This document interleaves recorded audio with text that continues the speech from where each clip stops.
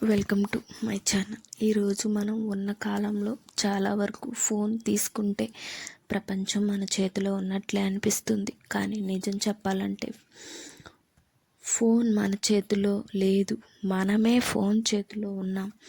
ఇప్పటి యువత చెడ్డవాళ్ళు కాదు, టాలెంట్ లేని వాళ్ళు కాదు, ఓపిక లేని వాళ్ళు అవుతున్నారు.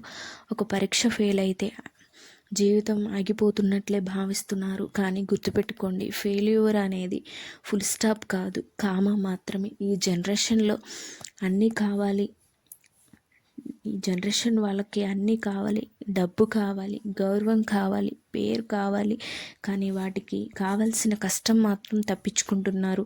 ఒక మాట గుర్తుపెట్టుకోండి, సక్సెస్ అనేది ఉండకపోవచ్చు, కానీ కష్టం మాత్రం నీ చేతిలోనే ఉంది. ఈరోజు నువ్వు పడే కష్టం రేపు నీ పేరు చెప్తుంది. ఈరోజు నువ్వు చేసే త్యాగం రేపు నీ కుటుంబానికి గౌరవం అవుతుంది.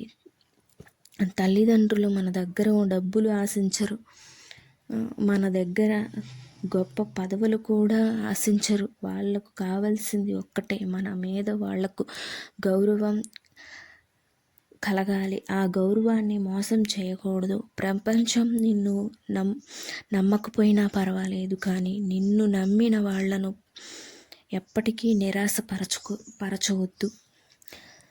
నీ తోటి వాళ్ళు ఫాస్ట్గా ఎదిగాడని చూసి నువ్వు స్లోగా అనుకోకు. ప్రతి ఒక్కరికి టైం వేరే ఉంటుంది. ఉదాహరణకు రైలు ఆలస్యంగా వస్తుంది, కానీ గమ్యం మాత్రం అదే చేరుతుంది.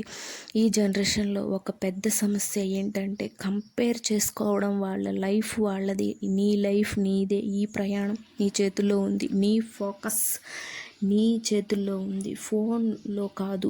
ఫోకస్లో గెలవాలి. ఈరోజు కష్టం పడితే రేపు నీ పేరు నీ ముందు నడుస్తుంది. నీ లైఫ్లో షార్ట్ కట్ ఉండవు.